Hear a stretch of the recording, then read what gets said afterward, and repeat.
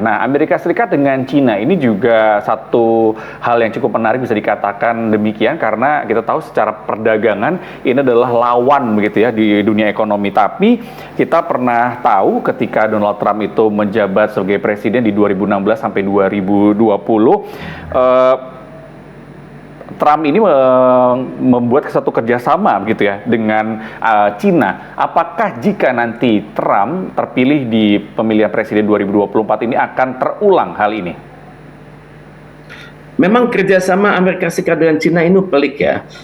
Kalau kita perhatikan bagaimana Trump bersikap pada saat dia masih menjadi oposisi, pada saat itu Trump belum jadi presiden, tapi Amerika Serikat masih dipimpin oleh Barack Obama. Trump dengan tegas mengatakan Barack Obama itu kalau dalam maaf kalau saya sebut kata ini stupid ya. Itu dia mengatakan Obama itu stupid karena sangat lunak kepada Cina. Kemudian juga karena lunaknya Obama tersebut, maka banyak negara bagian Amerika Serikat yang babak belur.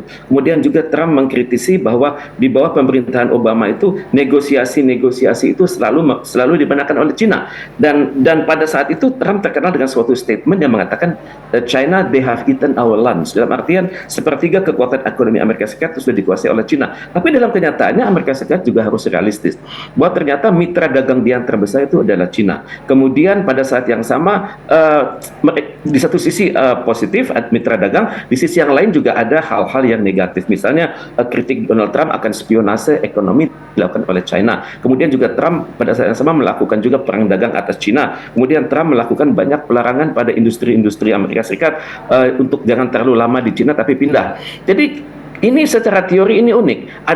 Ada cooperation tapi juga ada competition. Jadi inilah yang melahirkan suatu teori namanya co-opetition. Jadi kombinasi dari cooperation dan competition. Tapi tentunya bagaimana selanjutnya yang terjadi ya tentunya Trump juga lihat bahwa Cina ini secara ekonomi itu makin dahsyat. Kita lihat pagi ini misalnya dikatakan bahwa ternyata Cina itu untuk industri pertahanannya, industri satelitnya sangat mengandalkan chips yang dibuat dari Amerika Serikat. Maka tentunya saya tidak bisa membayangkan apa yang bisa dilakukan oleh Trump karena kekuasaan Presiden Amerika Serikat itu adalah luar biasa. Bisa saja dia melakukan perang dagang versi kedua, bisa saja dia segera memberlakukan Trans-Pacific Partnership dengan persyaratan yang lebih lunak, tentunya dengan harapan negara-negara TPP itu lebih beragam. Tidak mustahil juga dia bisa juga melakukan pelarangan atau aktivitas Cina di Indo-Pasifik yang dianggapnya sangat berbahaya. Jadi Trump ini memiliki potensi yang luar biasa untuk membuat dunia ini menjadi lebih damai, juga potensi luar biasa untuk menjadikan dunia ini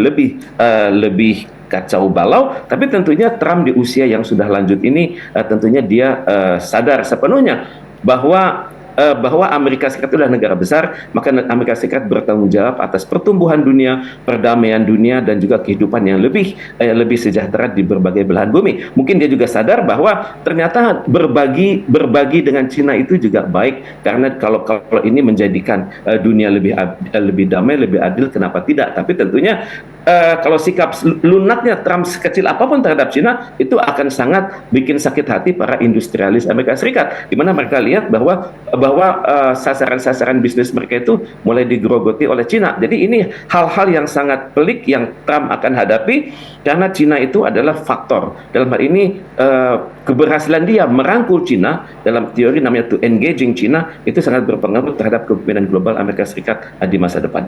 Ya, menarik ya. Satu sisi ada kooperatif, satu sisi ada kompetisi. Sementara ini kalau kita lihat dari usia, tadi Pak Teguh bilang bahwasannya ada kelihatan kebijaksanaan dari Donald Trump gitu ya.